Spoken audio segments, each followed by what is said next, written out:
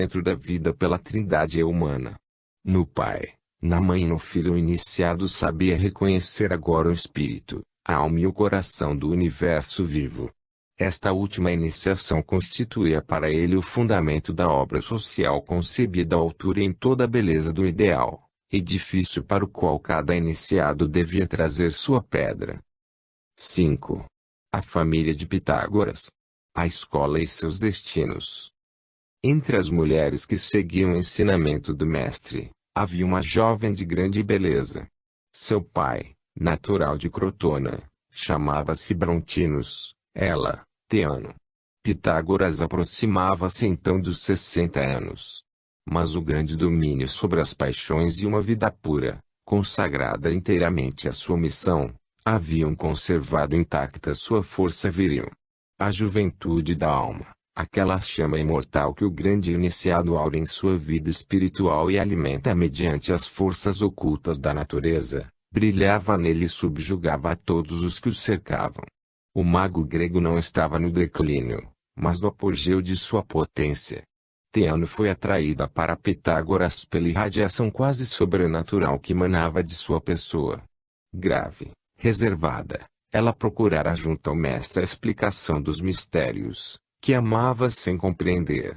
Mas, quando a luz da verdade, ao doce calor que envolvia pouco a pouco, ela sentiu sua alma desabrochar do fundo de si mesma como uma rosa mística de 1000 pétalas. Quando ela sentiu que essa eclosão vinha dele e de sua palavra, apaixonou-se silenciosamente pelo mestre, com um entusiasmo sem limites e com um amor ardente. Pitágoras não tinha procurado atraí-la. Sua afeição pertencia a todos os discípulos. Sonhava apenas com sua escola, com a Grécia e com o futuro do mundo. Como muitos dos grandes adeptos, tinha renunciado à mulher para entregar-se todo à sua obra. A magia de sua vontade, a posse espiritual de tantas almas que lhe formara e que a ele permaneciam ligadas como a um pai adorado, o incenso místico de todos esses amores inexprimidos que subiam até ele, e esse perfume delicado de simpatia humana que unia os irmãos pitagóricos, tudo isto substituía para ele a volúpia, a felicidade, o amor. Um dia, meditava sozinho sobre o futuro de sua escola, na cripta de Proserpina. Viu então aproximar-se séria e resoluta, a bela Virgem, com quem jamais falara em particular. Ela ajoelhou-se diante dele e abaixou a cabeça, suplicando ao mestre, a ele que tudo podia, que a livrasse de um amor impossível e infeliz, que consumia seu corpo e devorava sua alma. Pitágoras quis saber o nome daquele a quem ela amava. Após longas hesitações, Teano confessou que era ele, mas que, preparada para tudo, se submeteria à sua vontade. Pitágoras nada respondeu. Encorajada por esse silêncio, ela ergueu a cabeça e lançou-lhe um olhar suplicante, de onde escapavam a seiva de uma vida e o perfume de uma alma ofertada em holocausto ao mestre. O sábio ficou abalado. Seus sentidos, ele sabia vencer, sua imaginação, ele lançara por terra. Mas, o clarão daquela alma penetrara a sua.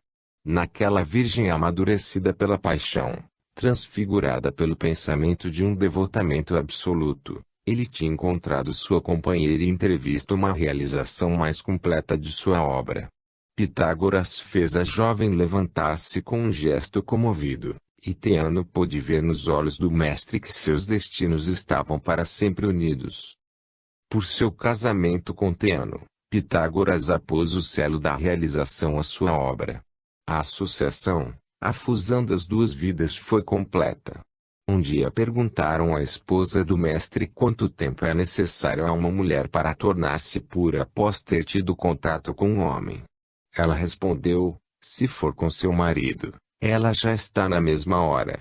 Se for com o outro, não ficará jamais. Muitas mulheres argumentarão, sorrindo, que para dizer estas palavras é preciso ser mulher de Pitágoras e amá-lo como Teano. Elas têm razão. Não é o casamento que santifica o amor. É o amor que justifica o casamento. Teano penetrou tão completamente no pensamento de seu marido que, Após sua morte, ela tornou-se o centro da ordem pitagórica, e é citada por um autor grego como autorizada na doutrina dos números. Ela deu a Pitágoras 2 filhos, Arineste e Telauges, e uma filha, Damo. Telauges tornou-se mais tarde o mestre de Empédocles e transmitiu-lhe os segredos da doutrina. A família de Pitágoras foi para a ordem um verdadeiro modelo. Chamaram sua casa de o Templo de Ceres e seu pátio de o Templo das Musas.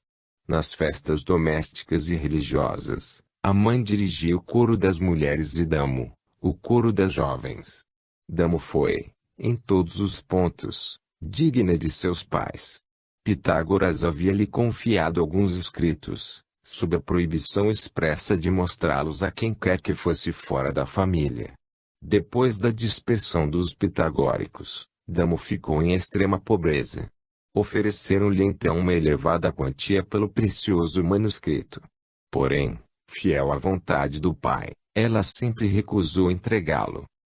Pitágoras viveu 30 anos em Crotona. Em 20 anos este homem admirável adquiriu um poder tal que aqueles que o chamavam de semideus não exageravam. Seu poder era um prodígio. Nenhum outro filósofo obteve algo semelhante. Sua influência não se fazia sentir somente na escola de Crotone e em suas ramificações nas outras cidades das costas italianas, mas também na política de todos esses pequenos estados. Pitágoras era um reformador em toda a acepção da palavra. Crotona, a colônia aquiana, tinha uma constituição aristocrática. O Conselho dos Mil, composto das grandes famílias, exercia o poder legislativo e supervisionava o poder executivo. As assembleias populares existiam, mas com poderes restritos. Pitágoras, que desejava para o Estado ordem e harmonia, não gostava da opressão oligárquica nem do caos da demagogia. Aceitando a Constituição dórica, ele procurou simplesmente introduzir nela uma nova organização.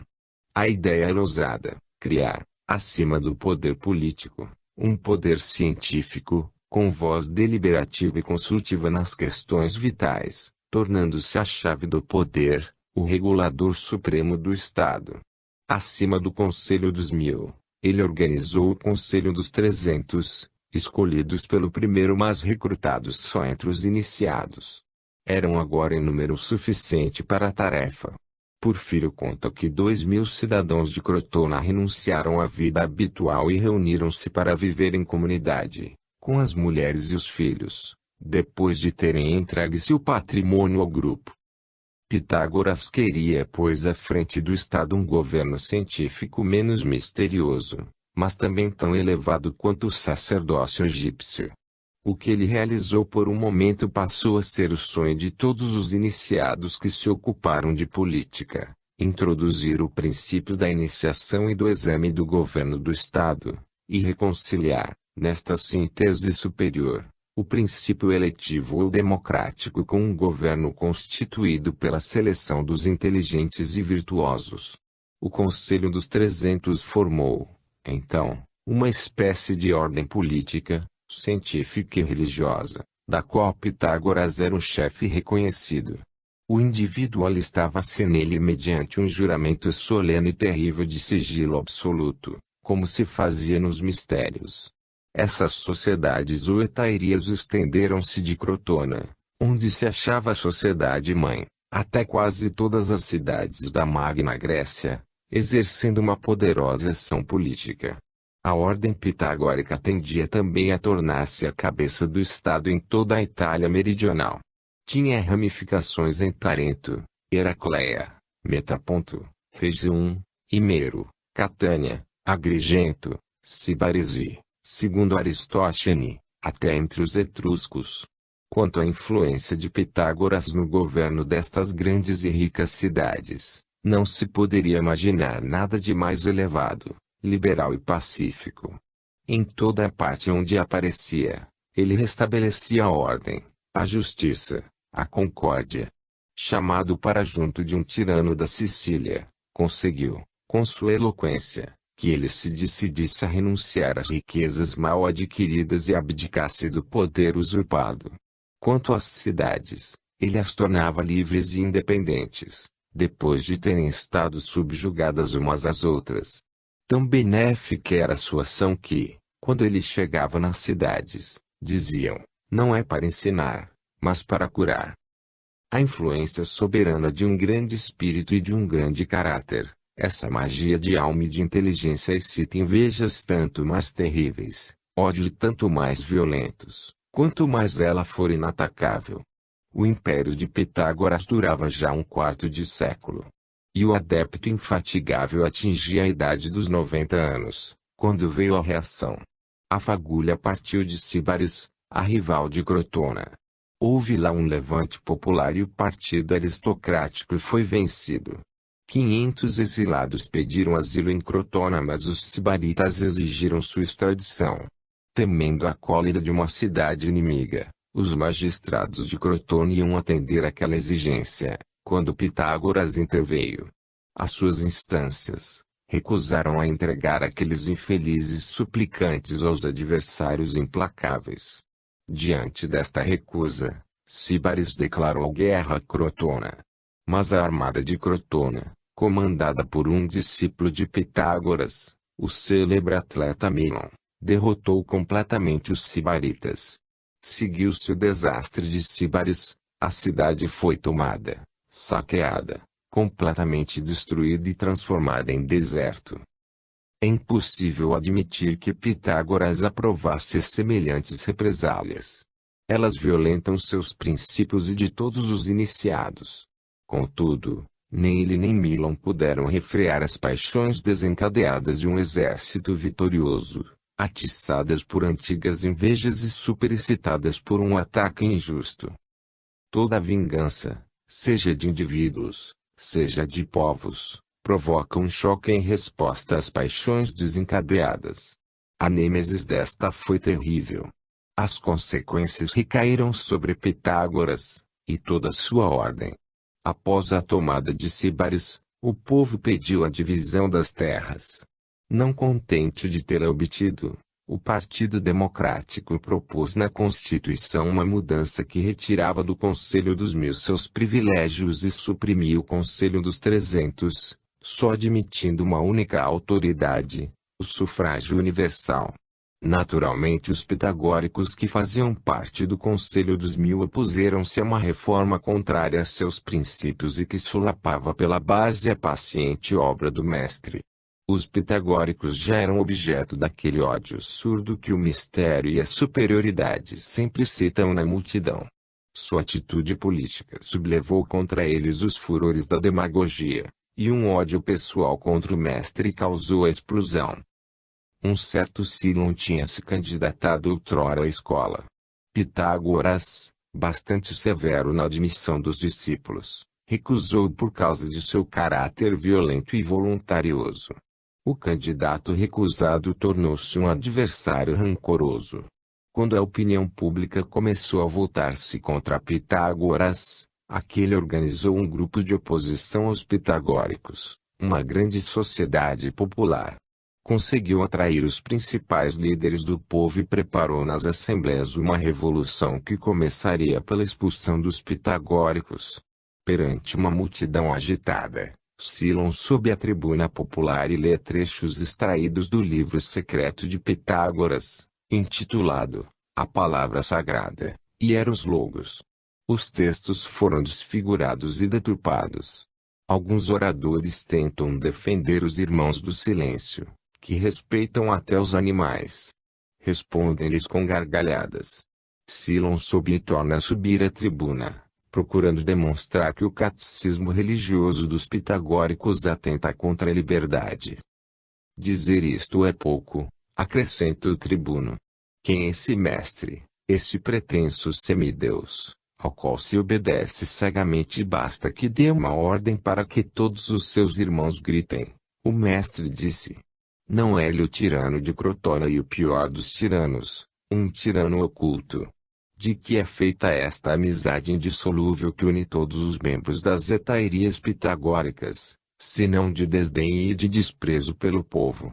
Eles repetem sempre as palavras de Homero, ou seja, que o príncipe deve ser o pastor de seu povo. Para eles, então, o povo não passa de um vil rebanho. Sim, a própria existência da ordem é uma conspiração permanente contra os direitos populares. Enquanto ela não for destruída, não haverá liberdade em Crotona.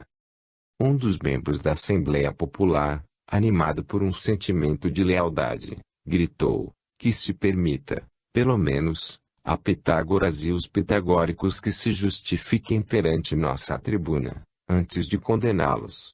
Mas Silon respondeu com altivez: esses pitagóricos não vos roubaram o direito de julgar e decidir os negócios públicos. Com que direito eles solicitariam hoje serem ouvidos? Eles não vos consultaram quando vos despojaram do direito de exercer a justiça.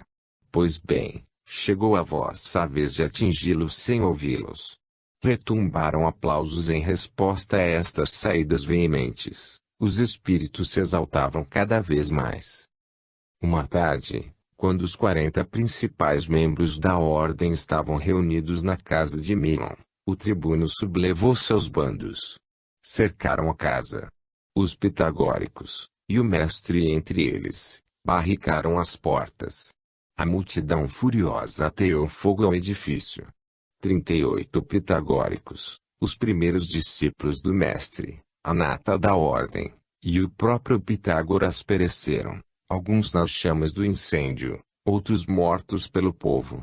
Arquipo e Ulisses foram os únicos que escaparam ao massacre. Assim morreu aquele grande sábio, aquele homem divino, que tentara aplicar sua sabedoria ao governo dos homens. O assassinato dos pitagóricos foi o sinal para uma revolução democrática em Crotona e no Golfo de Tarento. As cidades da Itália expulsaram os infelizes discípulos do mestre.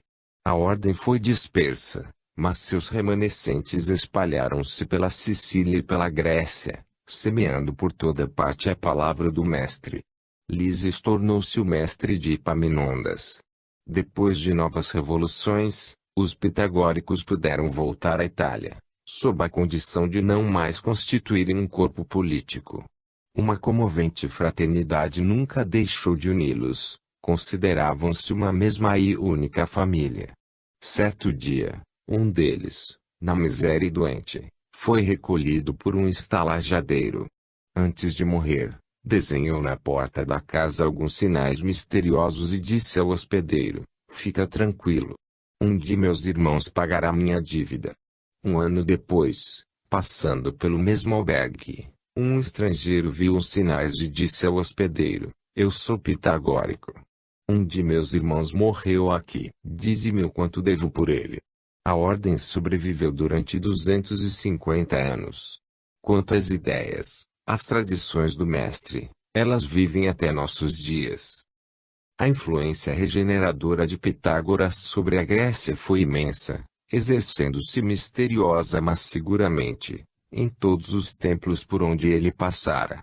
Vimos-lo em Delfos dar nova força à ciência divinatória, reafirmar a autoridade dos sacerdotes e formar uma pitonisa modelo. Graças a essa reforma interior que despertou entusiasmo no próprio coração dos santuários e na alma dos iniciados, Delfos tornou-se mais do que nunca o centro moral da Grécia. Isso se comprovou durante as guerras médicas. 30 anos apenas tinham decorrido desde a morte de Pitágoras quando o ciclone da Ásia, predito pelo sábio de Samos, veio estourar sobre as costas da Hélade.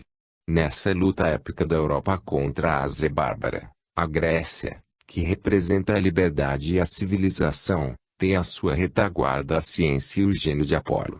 É ele que, com seu sopro patriótico e religioso, agita e faz calar a rivalidade nascente entre Esparta e Atenas. É ele que inspira os Milcíades e os Temístocles. Em Maratona, o entusiasmo é tal que os atenienses acreditam ver dois guerreiros, claros como a luz, combater em suas fileiras. Uns reconheceram neles Teseu e Arquetos, outros, Castor e Pólux. Quando a invasão de Xerxes, 10 vezes mais formidável do que a de Dario, avança pelas Termópilas e submerge a Hélade, é a Pítia que, do alto de seu tripé, indica a salvação para os enviados de Atenas e ajuda Temístocles a vencer a Batalha de Salamina. As páginas de Heródoto tremem com sua palavra ofegante. Abandonar as residências e as altas colinas da cidade construída em círculo, o fogo e o temível Marte, montado em um carro sírio, arruinarão vossas torres. Os templos vacilam, de seus muros goteja um frio suor, de seu topo corre um sangue negro. Devereis sair de meu santuário. Um bosque vos servirá de muralha de inexpugnável proteção. Fugi. Voltai as costas aos infantes e aos cavaleiros inumeráveis. Ó divina Salamina! Serás funesta aos filhos da mulher. No texto de Ésquilo, a batalha começa por um grito que se assemelha ao piã, o hino de apoio. Logo o dia, com os corcéis brancos, espalhou sobre o mundo sua resplandecente luz. Nesse instante, um clamor imenso, modulado como um cântico sagrado, eleva-se nas fileiras dos gregos. Os ecos da ilha respondem com 1000 vozes vibrantes. É de se admirar, portanto, que, inebriados pelo vinho da vitória, os helenos, na batalha de Micalha, em face da Ásia vencida, tenham escolhido como brado de reunir as palavras, Hebe, a eterna juventude. Sim, o sopro de apoio atravessa essas extraordinárias guerras dos Medas. O entusiasmo religioso, que produz milagres, domina os vivos e os mortos, ilumina os troféus e doura os túmulos.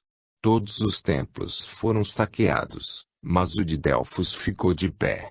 A armada persa aproximava-se para espoliar a cidade santa. Todos tremiam. Porém o Deus solar disse pela voz do pontífice: eu mesmo me defenderei. Por ordem do templo, a cidade é evacuada. Os habitantes se refugiam nas grutas do Parnaso e só os sacerdotes permanecem à entrada do santuário, com a guarda sagrada. A armada persa entra na cidade silenciosa como um túmulo. Somente as estátuas olham-na passar. Uma nuvem negra acumula-se no fundo do precipício. O trovão ribomba e o raio cai sobre os invasores. 2 enormes rochas rolam do cume do Parnaso e esmagam um grande número de persas. Ao mesmo tempo, clamores eclodem do templo de Minerva, chamas brotam do solo sob os passos dos assaltantes. Diante destes prodígios, os bárbaros apavorados recuam. Sua armada foge enlouquecida. O próprio Deus se defendera. Teriam estas maravilhas ocorrido, estas vitórias que a humanidade conta como suas, teriam elas ocorrido se 30 anos antes Pitágoras não tivesse surgido no santuário délfico para lhe reacender o fogo sagrado? É pouco provável. Uma palavra ainda a respeito da influência do mestre sobre a filosofia. Antes dele, houve físicos de um lado, moralistas de outro.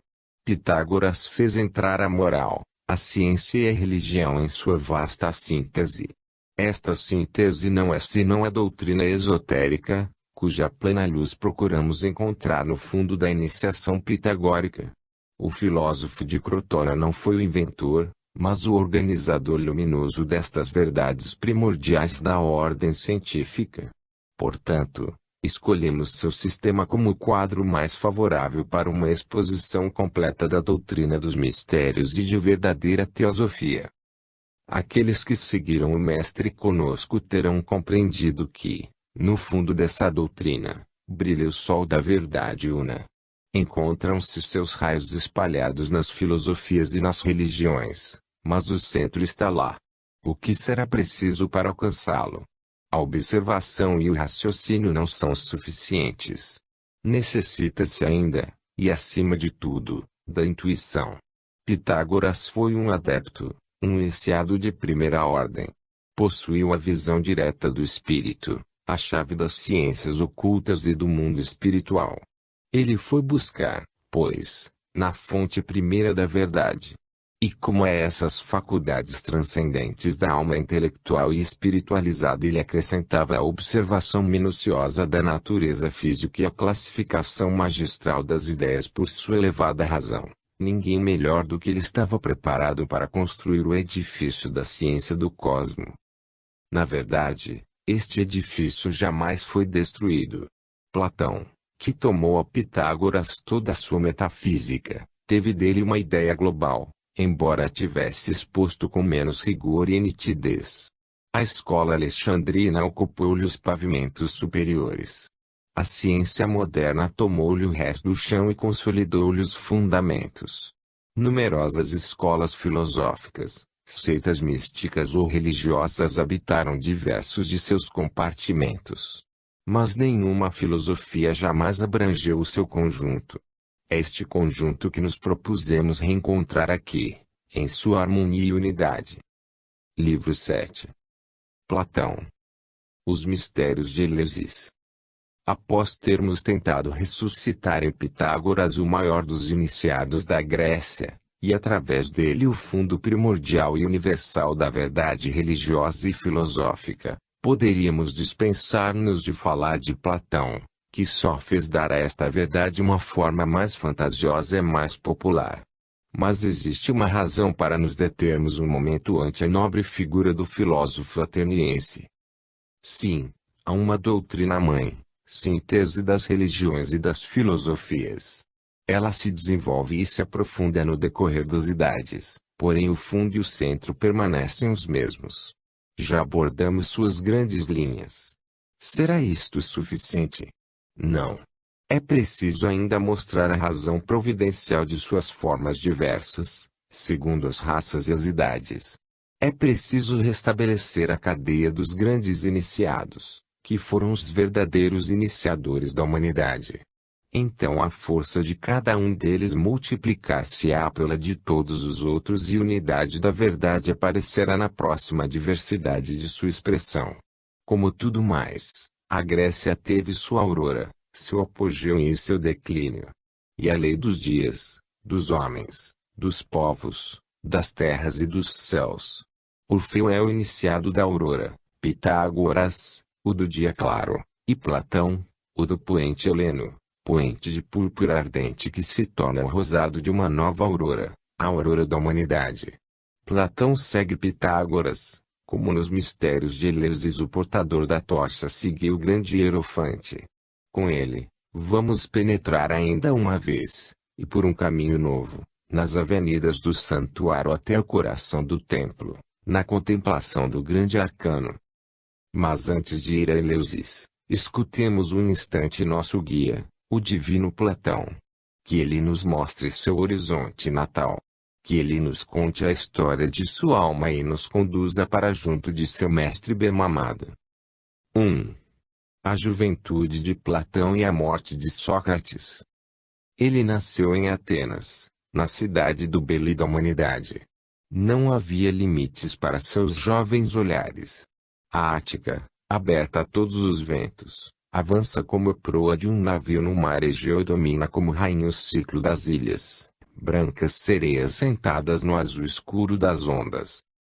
Cresceu aos pés da Acrópole, sob a guarda de Palas Atenas, naquela extensa planície emoldurada por montanhas cor de violeta envolta num azul luminoso, entre o pentélico de flancos de mármore, e meto coroado de pinheiros perfumados onde zumbem as abelhas, e a tranquila baía de Eleusis. Tanto mais sombrio e mais perturbado foi, ao contrário, o horizonte político na infância e na mocidade de Platão. Elas decorreram na época da implacável guerra do Peloponeso, a luta fratricida entre Esparta e Atenas, que preparou a dissolução da Grécia. Estavam longe os grandes dias das guerras médicas. Tinham-se posto os sós de Maratona e de Salamina. O ano do nascimento de Platão, 429 a.C., foi o ano da morte de Péricles, o maior estadista da Grécia, tão íntegro quanto Aristides, tão hábil quanto Temístocles, o mais perfeito representante da civilização helênica, o fascinador daquela democracia turbulenta, patriota ardente, que soube entretanto conservar a calma de um semideus em meio às tempestades populares.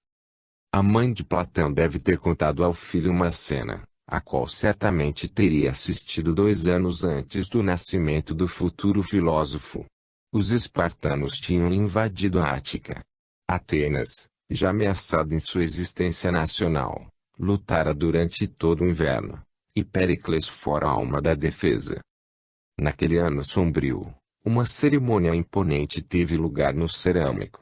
Os féretros dos guerreiros mortos pela pátria foram colocados em carros fúnebres, e o povo foi convocado à frente do túmulo monumental destinado a reuni-los. Este mausoléu parecia o símbolo magnífico e sinistro do túmulo que a Grécia estava cavando para si mesma em sua luta criminosa. Foi então que Péricles pronunciou o mais belo discurso que a antiguidade nos legou. Tucídides transcreveu em placas de bronze. E ali brilha, como um escudo no frontão de um templo, esta sentença: o túmulo dos heróis é o todo universo, e não se apora em colunas enfeitadas de faustosas inscrições. Não será a consciência da Grécia e de sua imortalidade que respiram nessas palavras, mas, morto Péricles, o que restava da antiga Grécia, que vivia em seus homens de ação. No interior de Atenas, as discórdias de uma demagogia desesperadora. No exterior, a invasão lacedemônia sempre às portas, a guerra em terra e no mar, e o ouro do rei da Pérsia circulando como um veneno corruptor nas mãos dos tribunos e dos magistrados. Alcibíades substituir a Péricles no prestígio público. Aquele modelo de mocidade dourada de Atenas tinha se tornado do homem do momento. Político aventureiro, intrigante, sedutor, sorrindo ele levou a pátria à perda. Platão observara o bem. Mais tarde, como mestre, descreveu a psicologia daquele caráter. Compara o desejo exacerbado de poder que ocupa a alma de Alcibíades a um grande zangão alado, em torno de quem as paixões coroadas de flores, perfumadas de essências, inebriadas de vinho e de todos os prazeres desenfreados que marcham em seu séquito, vêm zumbir, alimentando-o, criando-o, armando-o, enfim, com o guilhão da ambição. Então este tirano da alma, escoltado pela demência, agita-se com furor.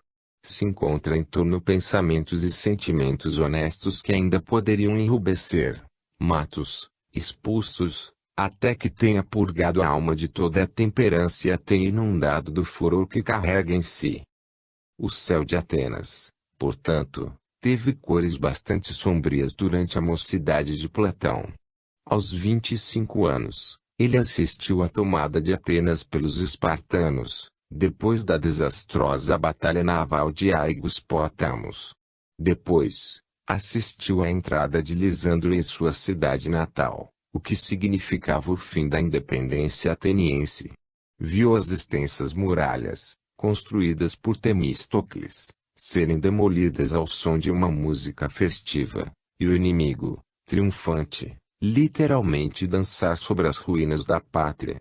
Depois vieram os 30 tiranos e suas proscrições. Esses espetáculos entristeceram a alma juvenil de Platão, mas não conseguiram perturbá-la. Aquela alma era tão doce, tão límpida, tão aberta quanto a abóbada do céu acima da Acrópole. Platão era um jovem de elevada estatura, ombros largos, grave, concentrado, quase sempre silencioso. Mas, quando falava, uma sensibilidade delicada, uma doçura encantadora emanavam de suas palavras. Nele nada havia de saliente, nada de excessivo. Suas aptidões variadas dissimulavam-se como que fundidas na harmonia superior de seu ser. Uma graça alada, uma modéstia natural ocultavam a seriedade de seu espírito. Uma ternura quase feminina servia de véu para a firmeza de seu caráter. Nele a virtude se revestia de um sorriso, o prazer, de uma castidade ingênua. Contudo, o que constituía a marca dominante, extraordinária, única, daquela alma, é que, ao nascer, ela parecia ter concluído um pacto misterioso com a eternidade. Sim, somente as coisas eternas pareciam vivas para seus grandes olhos. As outras ali passavam como vãs aparências em um espelho profundo. Por trás das formas visíveis, mutáveis, imperfeitas, do mundo e dos seres, apareciam-lhe as formas invisíveis, perfeitas, para sempre radiantes, destes mesmos seres, que o espírito vê e que são seus modelos eternos. Eis porque o jovem Platão, sem ter formulado sua doutrina, sem mesmo saber que um dia seria filósofo, tinha já consciência da realidade divina do ideal e de sua onipresença. Eis porque, vendo passarem as mulheres, os carros fúnebres, os exércitos, as festas e os lutos, seu olhar parecia ver outra coisa e dizer: por que choram eles e por que gritam de alegria? Eles acreditam ser e não são. Por que não consigo ligar-me ao que nasce e ao que morre? Por que só posso amar o invisível, que não nasce e não morre jamais, e que existe sempre? Amor e harmonia, eis o fundo da alma de Platão. Mas, qual harmonia e qual amor? O amor pela beleza eterna e pela harmonia que abrange o universo. Quanto mais a alma é grande e profunda, mais necessita de tempo para se conhecer a si mesma. Seu primeiro entusiasmo dirigiu-se para as artes. Ele era de origem nobre, pois seu pai pretendia descender do rei Codrus e sua mãe, de Solon. Sua mocidade, portanto, foi a de um ateniense rico, cercado de todos os luxos e todas as seduções de uma época de decadência. Desfrutou-a sem excessos e sem hipocrisia, vivendo a vida de seus semelhantes, gozando de uma bela herança, cercado e festejado por numerosos amigos. Em Fedro, bem descreveu a paixão do amor em todas as suas fases para não ter experimentado seus transportes e suas cruéis desilusões.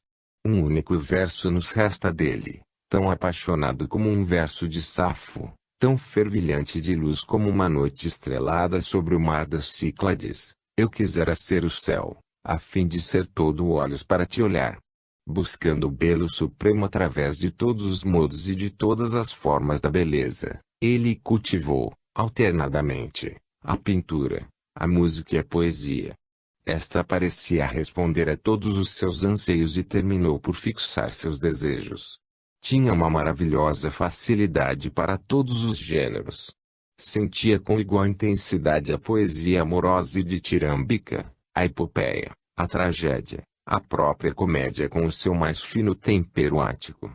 O que lhe faltava para tornar-se um ou outro Sófocles e reerguer da decadência o teatro de Atenas. Esta ambição tentou e os amigos encorajaram-no. Aos 27 anos, tinha composto várias tragédias e ia apresentar uma delas em concurso. Foi nessa época que Platão encontrou Sócrates, que discutia com os jovens nos jardins da academia. Ele falava sobre o justo e o injusto, sobre o belo, o bom e o verdadeiro. O poeta aproximou-se do filósofo, escutou-o, voltou no dia seguinte e em todos os outros. Em algumas semanas, uma revolução completa tinha se operado em seu espírito. O jovem feliz, o poeta cheio de ilusões não se reconhecia mais. O curso de seus pensamentos, o objetivo de sua vida haviam mudado. Um outro Platão acabava de nascer nele as palavras daquele que chamava a si mesmo de parteiro de almas. O que se passara, afinal? Por qual sortilégio aquele raciocinador com rosto de sátiro arrebatara ao luxo, às volúpias, à poesia e o belo, o genial Platão, para convertê-lo à grande renúncia da sabedoria? Um homem muito simples, mas que grande original era Sócrates. Filho de um escultor, esculpiu as três graças na época da adolescência. Depois abandonou o cinzel, dizendo que gostava mais de esculpir sua alma do que o mármore. A partir desse momento, consagrou sua vida à busca da sabedoria. Era visto no ginásio, em praças públicas e no teatro, conversando com os jovens, os artistas, os filósofos e perguntando a cada um a razão daquilo que afirmava. Já há alguns anos os sofistas tinham se abatido como uma nuvem de gafanhotos sobre a cidade de Atenas. O sofista é a falsificação e a negação viva do filósofo, como o demagogo é a falsificação do homem de Estado, o hipócrita é o oposto do sacerdote, a magia negra é a falsificação infernal da verdadeira iniciação. O tipo grego do sofista é mais sutil, mais raciocinador, mais corrosivo do que os outros. Mas o gênero pertence a todas as civilizações decadentes. Os sofistas ali pululam, tão inevitavelmente quanto os vermes em um corpo em decomposição. Chamem-se eles ateus, nihilistas ou pessimistas, os sofistas de todos os tempos se parecem. Sempre negam Deus e a alma, ou seja, a verdade e a vida supremas. Os sofistas do tempo de Sócrates, os Górgias, os Pródicos e os Protágoras, diziam que não existe diferença entre a verdade e o erro. Empenhavam-se em provar qualquer ideia e o seu contrário, afirmando que só há uma justiça, a força, que só há uma verdade, a opinião do indivíduo. Com essas ideias, contentes consigo mesmos, espertos, cobrando muito caro suas lições, impeliam os jovens para o deboche, para a intriga e para a tirania. Sócrates aproximava-se dos sofistas com sua doçura insinuante, sua fina bonomia, como se fosse um ignorante que quisesse instruir-se. Seu olhar brilhava com humor e benevolência. Depois, de pergunta em pergunta, forçava-os a afirmar o contrário do que tinham pretendido no início e a confessar implicitamente que nem sabiam de que estavam falando. Sócrates demonstrava em seguida que os sofistas não conheciam a causa nem o princípio de nada, embora pretendessem possuir a ciência universal. Após tê-los assim reduzido ao silêncio, não se vangloriava de sua vitória, mas, sorrindo, agradecia a seus adversários terem-no instruído com suas respostas, acrescentando que reconhecer que nada se sabe é o começo da verdadeira sabedoria. O que acreditava, o que afirmava o próprio Sócrates. Ele não negava os deuses, prestando-lhes o mesmo culto que seus concidadãos. Mas dizia que a natureza deles era impenetrável e confessava nada compreender da física e da metafísica que se ensinavam nas escolas. O importante, dizia, é crer na justiça e na verdade e aplicá-las na vida. Estes argumentos adquiriam grande força em sua boca, pois ele mesmo fornecia o exemplo, cidadão irrepreensível, soldado intrépido, juiz íntegro, amigo fiel e desinteressado, senhor absoluto de todas suas paixões. Assim, a tática da educação moral muda segundo os tempos e os meios. Pitágoras, diante de seus discípulos iniciados, trazia a moral das alturas da cosmogonia. Em Atenas, em praça pública, entre os cleonios Górgias, Sócrates falava do sentimento inato do justo e do verdadeiro para reconstituir o mundo e o estado social enfraquecido. E ambos, um na ordem descendente dos princípios, o outro na ordem ascendente, afirmavam a mesma verdade. Pitágoras representa os princípios e o método da mais elevada iniciação. Sócrates anuncia a era da ciência aberta. Para não se afastar do papel de vulgarizador, ele recusou fazer-se iniciar nos mistérios de Eleusis. Mas nem por isso deixava de ter o sentido e a fé da verdade total e suprema que os grandes mistérios ensinavam. Quando falava disso, o bom, o espiritual Sócrates mudava de fisionomia, como se fosse um fauno inspirado do qual se apodera um deus.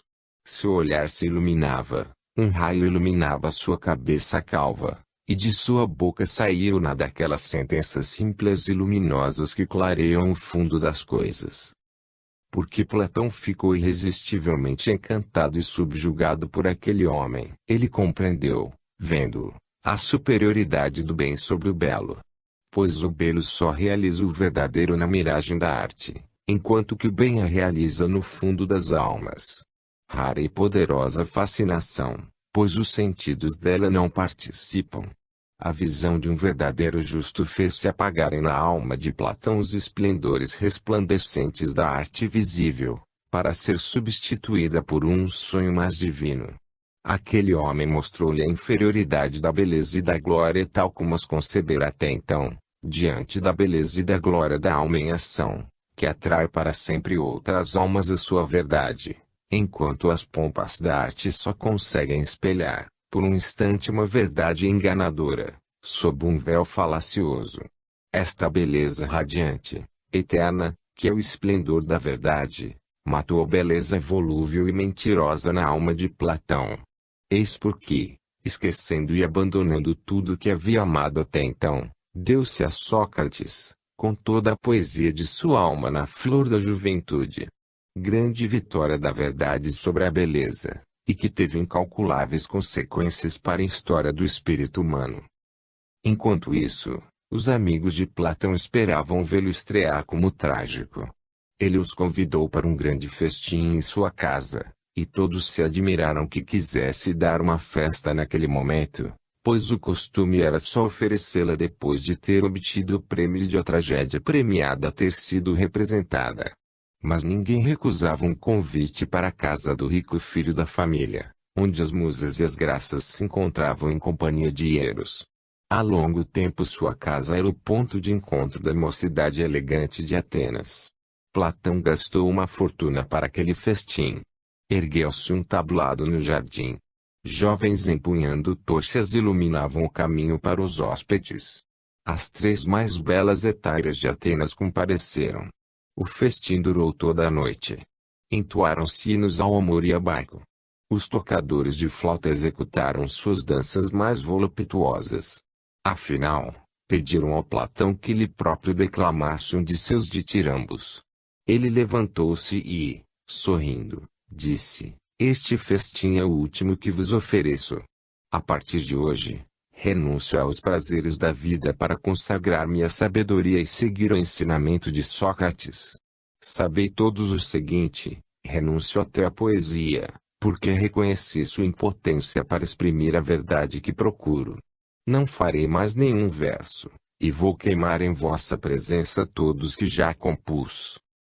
Um grito unânime de espanto e protesto ergueu-se de todos os pontos da mesa, em torno da qual estavam reclinados sobre leitos suntuosos os convivas coroados de rosas. Entre aquelas fisionomias enrubescidas pelo vinho, pelas brincadeiras e alegres conversas de mesa, algumas exprimiam surpresa, outras, indignação. Houve entre os elegantes e os sofistas risos de incredulidade e desprezo.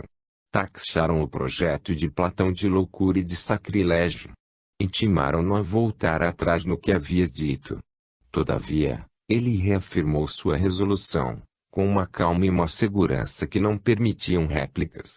Terminou dizendo: "Agradeço a todos os que quiseram tomar parte nesta festa de adeus. Mas só reterei junto a mim aqueles que quiserem participar de minha vida nova. Os amigos de Sócrates, de hoje em diante, serão meus únicos amigos." Estas palavras passaram como uma geada sobre um campo de flores, dando àquelas fisionomias o ar triste e perturbado de pessoas que assistem a um enterro. As cortesãs levantaram-se e partiram em suas liteiras, lançando um olhar despeitado ao dono da casa. Os elegantes e os sofistas esquivaram-se com palavras irônicas e joviais: "Adeus, Platão. Sê feliz. Um dia voltarás para nós. Adeus. Adeus." Somente 2 jovens mais sérios permaneceram junto dele. Platão tomou pela mão estes amigos fiéis e, abandonando as ânforas de vinho meio vazias, as rosas desfolhadas, as liras e flautas largadas em meio às taças ainda cheias, conduziu-os ao pátio interno da casa. Eles ali viram, num pequeno altar, uma pirâmide de rolos de papiro. Eram todas as obras poéticas de Platão. O poeta, pegando uma tocha, ateou-lhes fogo com um sorriso, pronunciando estas palavras: "Vulcano, vem. Platão tem necessidade de ti." Quando as chamas dançantes se extinguiram no ar, os 2 amigos tinham lágrimas nos olhos e, silenciosamente, disseram adeus a seu futuro mestre. Platão ficou só. Não chorava. Uma paz, uma serenidade maravilhosa ocupava todo o seu ser. Pensava em Sócrates, a quem logo ia ver. A aurora nascente iluminava os terraços das casas, as colunatas, os frontões dos templos. E logo o primeiro raio do sol fez cintilar o capacete de Minerva no alto da Acrópole. 2. A iniciação de Platão e a filosofia platônica. 3 anos após Platão ter se tomado discípulo de Sócrates, este foi condenado à morte pelo Areópago. Morreu cercado de seus discípulos, bebendo cicuta. Poucos acontecimentos históricos são tão discutidos quanto este. E poucos, não obstante, têm tido suas causas e seu alcance tão mal compreendidos. Chega-se a dizer, hoje, que o Areópago teve razão, de seu ponto de vista, ao condenar Sócrates como inimigo da religião do Estado porque, negando os deuses, ele abalava as bases da República Ateniense. Mostraremos, dentro em pouco, que esta asserção encerra dois erros profundos. Lembremos primeiro que Victor Cousinho ousou escrever na introdução da Apologia de Sócrates, em sua bela tradução das obras de Platão, Anitus, deve-se dizer, era um cidadão respeitável, o Areópago, um tribunal equitativo e moderado. E, se houvesse algo para espantar, é que Sócrates tenha sido acusado tão tarde e não ter sido condenado por uma maioria mais representativa. O filósofo, ministro da instrução pública, não viu que, se ele tivesse razão, seria preciso condenar ao mesmo tempo a filosofia e a religião, para glorificar unicamente a política da mentira, da violência e do arbítrio. Pois se a filosofia abala inevitavelmente as bases do Estado social, este não passa de uma loucura pomposa. E se a religião não pode subsistir a não ser suprimindo a procura da verdade, ela não passa de uma tirania funesta. Precisamos ser mais justos para com a religião e a filosofia gregas. Existe um fato essencial e surpreendente que escapou à maioria dos historiadores e filósofos modernos.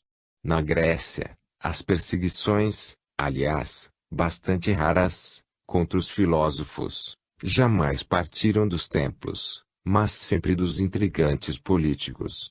A civilização helênica não conheceu a guerra entre os sacerdotes e os filósofos, que desempenha papel tão grande em nossa civilização desde a destruição do esoterismo cristão, no segundo século de nossa era.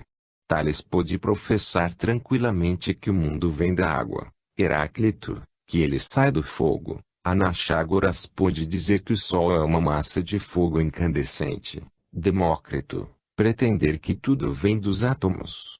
Nenhum templo se preocupou com isto. Nos templos, sabiam todas estas coisas e muito mais ainda. Sabiam também que os pretensos filósofos que negavam os deuses não podiam destruí-los na consciência nacional, e que os filósofos verdadeiros acreditavam à maneira dos iniciados e viam nos deuses os símbolos das grandes categorias da hierarquia espiritual, do divino que penetra na natureza, do invisível que governa o visível. A doutrina esotérica servia, portanto, de ligação entre a verdadeira filosofia e a verdadeira religião. Eis o fato profundo, primordial e final, que explica seu acordo secreto na civilização helênica. Quem, então, acusou Sócrates? Os sacerdotes de Eleusis, que haviam amaldiçoado os autores da Guerra do Peloponeso, sacudindo a poeira de suas túnicas em direção ao ocidente, não pronunciaram uma palavra contra ele. O templo de Delfos deu-lhe o mais belo testemunho que se pode prestar a um homem. A Pítia, consultada sobre o que Apolo pensava de Sócrates, respondeu: não existe homem mais livre, mais justo, mais sensato. As duas principais acusações contra Sócrates foram: corromper a mocidade e não crer nos deuses, não passaram, portanto, de pretexto. A segunda acusação Sócrates respondeu vitoriosamente perante os juízes: eu creio em meu espírito familiar. Com mais razão ainda devo crer nos deuses, que são os grandes espíritos do universo. Então, por que esse ódio implacável contra o sábio? Ele combater a injustiça, desmascarar a hipocrisia, mostrar a falsidade de tantas vãs pretensões. Os homens perdoam todos os vícios e todos os ateísmos, mas não perdoam aqueles que os desmascaram. Foi por isso que os verdadeiros ateus, que tinham assento no Areópago, fizeram morrer o justo e inocente, acusando-o do crime que eles cometiam. Em sua defesa admirável, reproduzida por Platão, o próprio Sócrates explicava isso com perfeita simplicidade. Foram minhas buscas infrutíferas para encontrar homens sábios entre os atenienses que citaram contra mim tantas inimizades perigosas. Daí todas as calúnias levantadas contra mim. Pois todos aqueles que me ouvem supõem que eu sei todas as coisas e que desmascaro a ignorância dos outros. Intrigantes, ativos e numerosos, falando de mim segundo um plano combinado e com uma eloquência muito capaz de seduzir, há muito tempo encheram vossos ouvidos dos rumores mais pérfidos, e prosseguem sem descanso em seu sistema de calúnias. Entre eles se destacam Mélitus, Anitus e Licon.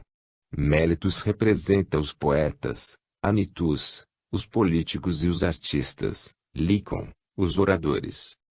Um poeta trágico sem talento, um ricaço mau e fanático, um demagogo cínico conseguiram fazer condenar à morte o melhor dos homens. E esta morte tornou-o imortal. Ele pôde dizer ativamente a seus juízes: eu creio mais nos deuses do que qualquer um de meus acusadores. É tempo de nos deixarmos. Eu, para morrer, e vós, para viverdes. Quem de nós fica com a melhor parte? Ninguém o sabe, exceto Deus. Longe de abalar a verdadeira religião e seus símbolos nacionais, Sócrates tudo fizera para reafirmá-los. Ele teria sido o maior sustentáculo de sua pátria, se ela tivesse sabido compreendê-lo.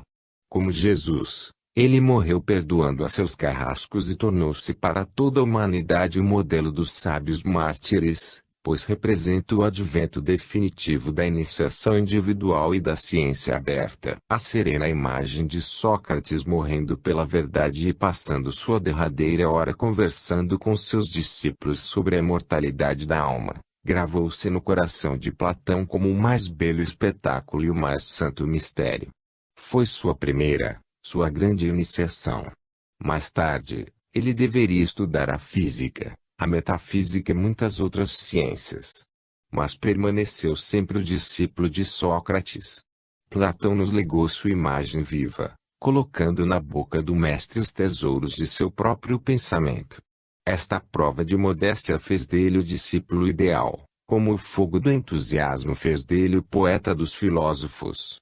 Sabemos muito bem que ele fundou sua escola aos 50 anos e morreu aos 80, porém só podemos imaginá-lo jovem. Porque a eterna juventude é o quinhão das almas que somam à profundidade dos pensamentos uma candura divina. Platão recebera de Sócrates o grande impulso, o princípio ativo e masculino de sua vida, sua fé na justiça e na verdade. Deveu a ciência e a substância de seus ideais à sua iniciação nos mistérios. Seu gênio consiste na forma nova, ao mesmo tempo poética e dialética, que soube dar-lhes. Essa iniciação, ele não a tomou somente com Eleusis. Procurou-a em todas as fontes acessíveis do mundo antigo. Após a morte de Sócrates, ele se pôs a viajar. Acompanhou as lições de vários filósofos da Ásia Menor. De lá foi para o Egito, a fim de entrar em contato com seus sacerdotes, e passou pela iniciação de Ísis.